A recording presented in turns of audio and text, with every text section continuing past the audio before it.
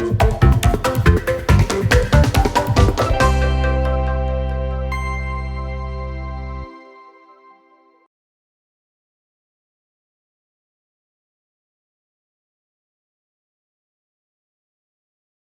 would like to introduce Maria Emma Mejia, Ambassador for the Permanent Mission of Colombia to the United Nations, Carlos Lopez, Executive Secretary of the UN Economic Commission for Africa, Mr. Danny Sriskandaraja, Executive Secretary at Civicus, and Walt McLean, Vice Chairman of MasterCard. So let's get the panel started.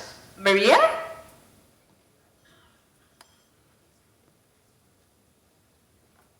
Thank you very much.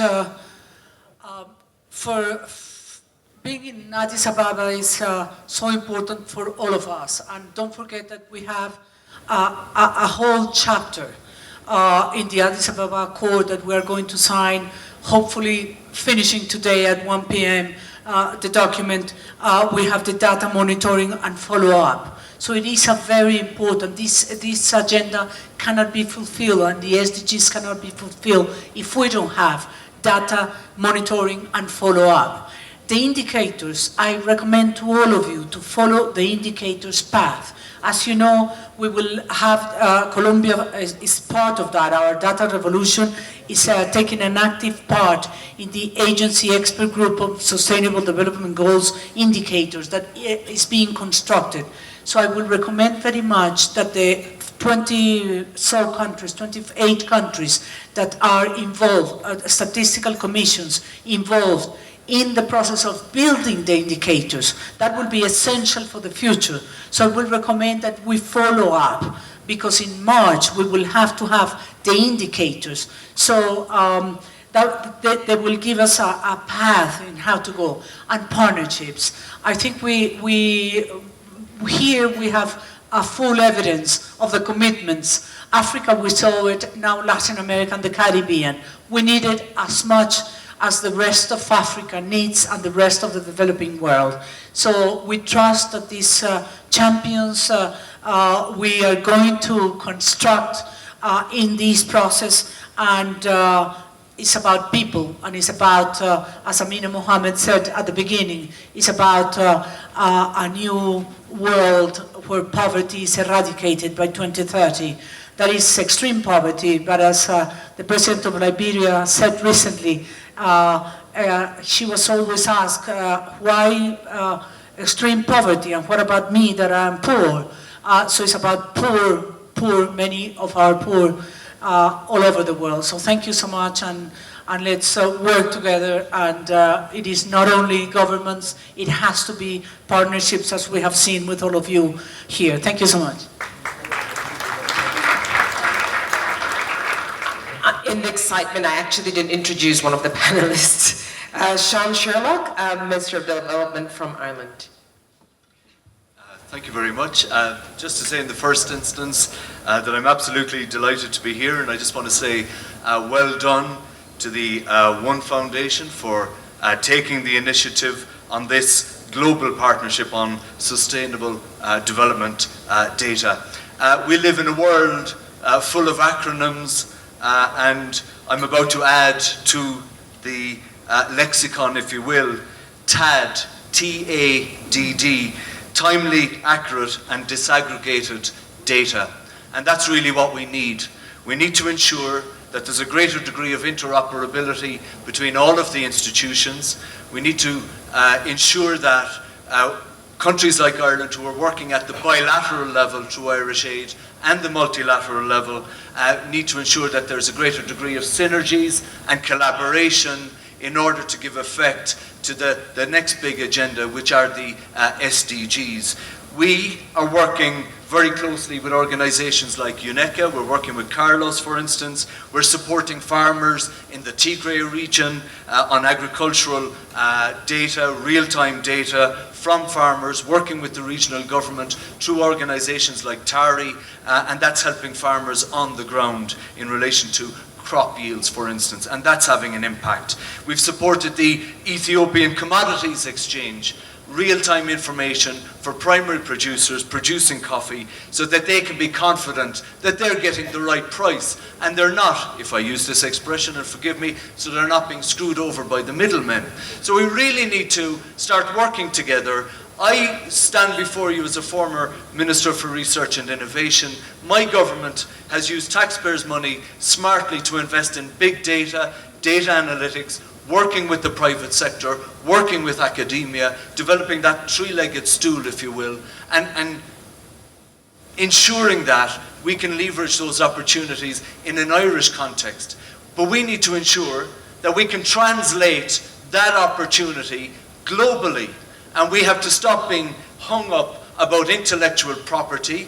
We need to have an open innovation agenda around this, and we need to ensure that we get the technology transfer translates into a global context.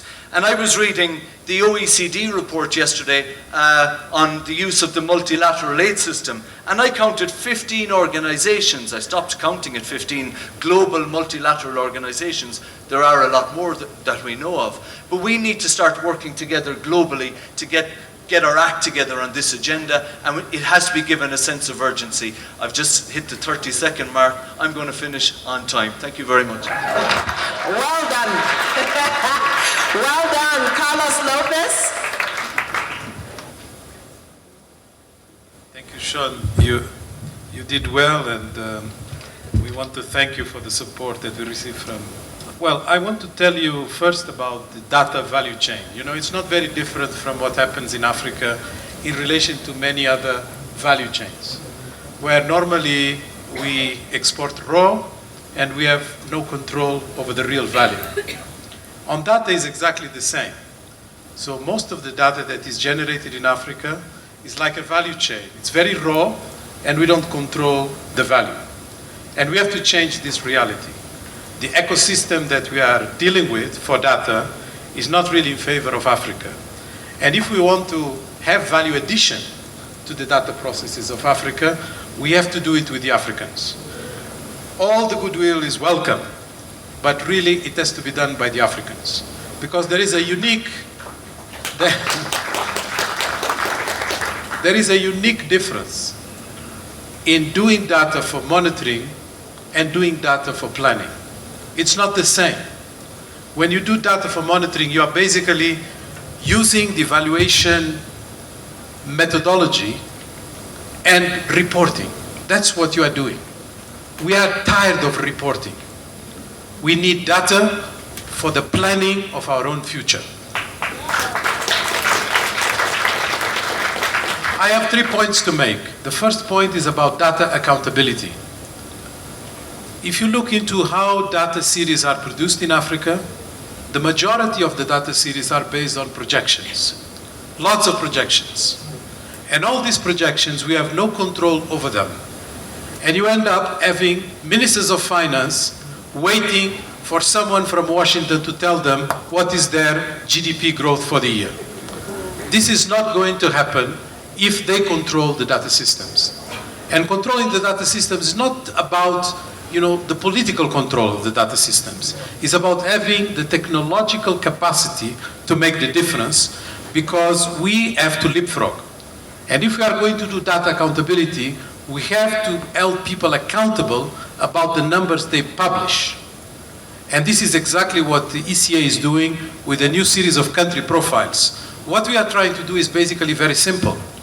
We are going to give a mark. Very simple for you to understand. Green, yellow, or red, depending on whether the data series corresponds to acceptable international standards. If they don't, they will get a red. If they are marginally good, it will be a yellow. If they are really respected methodologies, yes, they are a green. So everybody will know what is the value of the number they are looking at. The same for forecasters. It's very simple to do all kinds of forecasting. We are going to track the forecasters and make sure that you have the relation between what they predicted and what happened. And that will give you a pretty good idea of who is the good forecaster for each country. The second point is about the use of technology. We need to harness technology, yes.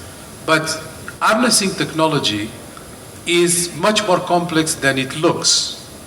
In fact, the experiences that we have had with mobile technology data collection demonstrates that it's not just about using devices. It's about putting in place a structure that is decentralized and is no longer just counting on the traditional National Statistical Office type of intervention.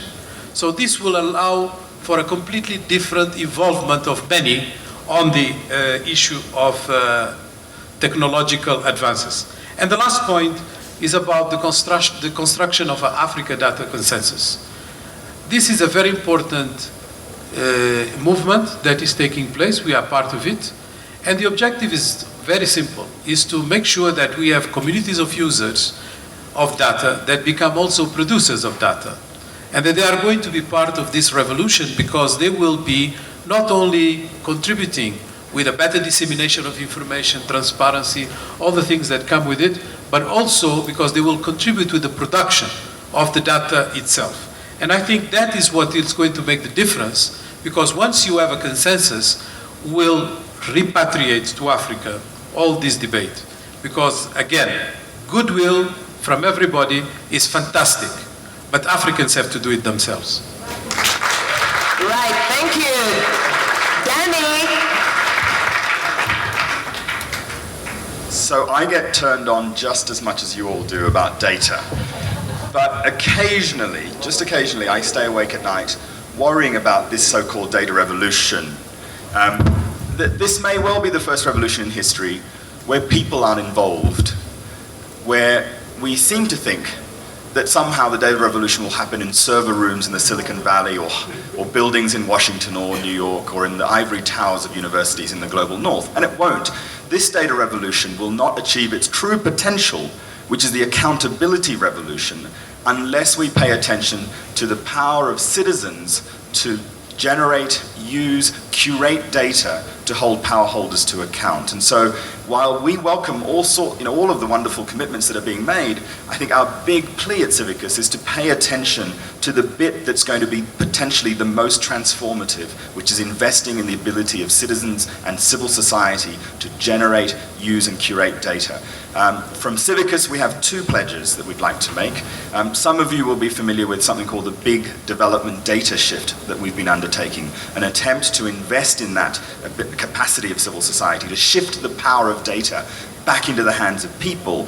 And we're pleased to announce that as part of this global partnership for sustainable development data, that we will pledge to invest and incubate 200 citizen-generated data initiatives between now and 2020, aimed at monitoring and holding to account governments and other power holders around the SDGs between now and 2020. So that's our first pledge.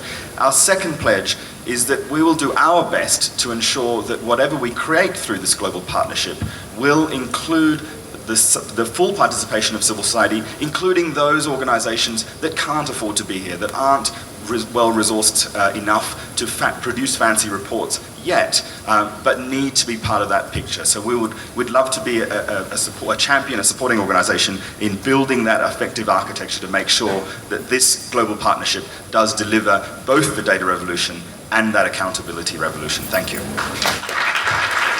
Walt McNee for MasterCard.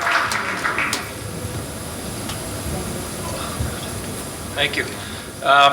And Danny and I are on the UN high-level panel on humanitarian financing. It was interesting how quickly data became a front and center topic at that panel. I'm here. I'm with some of my private sector colleagues. We're here to commit to devoting our resources to the data revolution and bringing it to bear on development and on sustainable and inclusive growth. MasterCard is a technology company. We're a big data company. Last year we processed about 50 billion transactions. That's buying and selling. We have enormous data capabilities. We have hundreds of engineers, data scientists. We have PhDs in machine learning, quantum computing. Our first commitment is to devote those resources to the development sector. So we're helping the nonprofit sector work on data through our resources. And our second commitment is around data philanthropy, data grants. We're experimenting with it. We're not sure where it's going to go, but because we have so much data, we are trying to figure out how to provide that data to the academic community. Our first project is with Harvard University, where we are providing Ricardo Hausman, who many of you know, with our data so that we can generate insights through their academic work. Those are our two commitments, and thank you very much for having us here today. Great. We don't have too much time for discussion, but I would like to call upon the youth ambassadors from Restless Development, because we would like to hear from them. It seems that they do have their own questions. As you know, we're still trying to get up on our time, but yes. We have an extra commitment that just came in.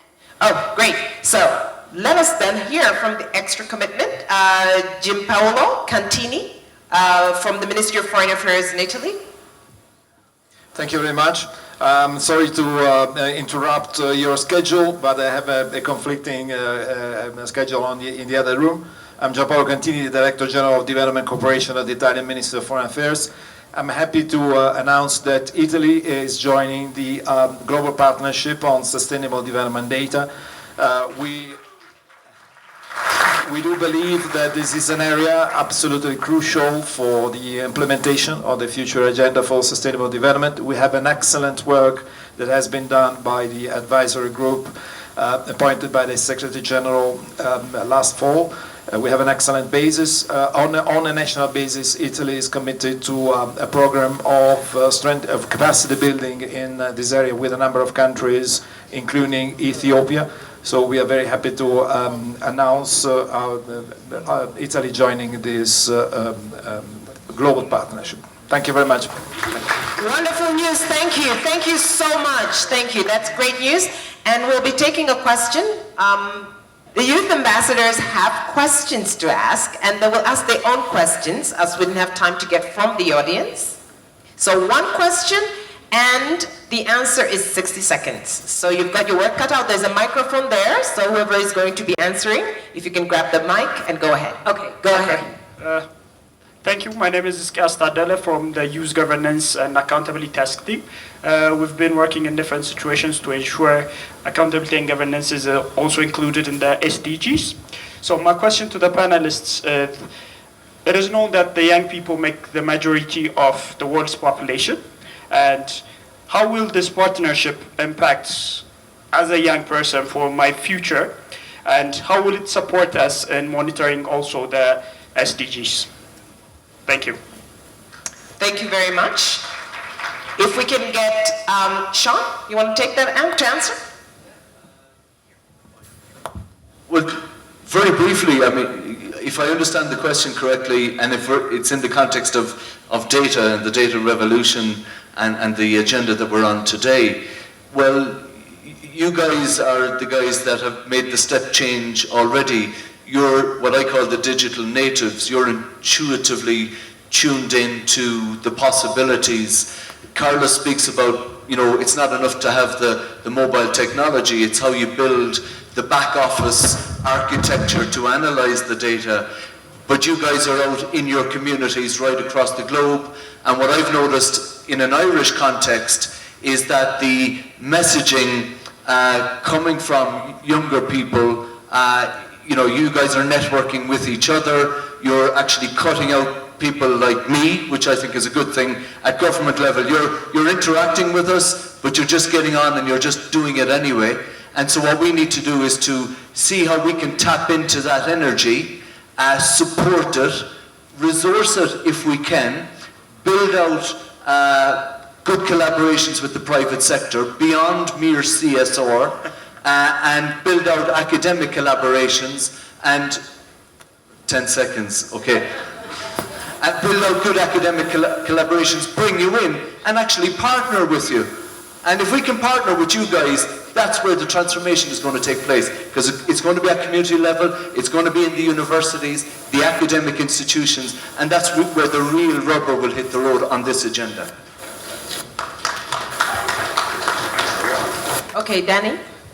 Yeah, and to me the biggest disappointment about the MDGs was that only a few 100 million development nerds knew or cared about them. And the biggest potential of the SDGs is that so many more people should get engaged. And if in Action 2015, so far, the campaign to raise public engagement, we've mobilized 26 million people so far in the last few weeks, including working with organizations like Restless Development. And to me, they are 26 million people who need to be part of that army of activists, or factivists if Bono were here, who should be holding governments to account, so that the political price that they need to pay if they don't deliver on the promises that they're going to make in September is so high that we won't have a repeat of what we've had with the MDGs. So that's where you need to play that part. Wonderful. Thank you so much, and thank you to our panelists. And a round of applause to them, please. We're keeping it tight. Sarah, how are we doing? Can you come up, please? Okay, got this. Deep breath. Wow, what a morning.